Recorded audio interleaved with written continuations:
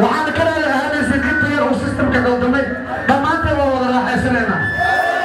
wiil kasta anoo garabkiisa istaagay idintaanba ka baxay weligeeda shawra ma sii jirin baashaari jirin madana hadda marka ayuu dhaho CK family na CK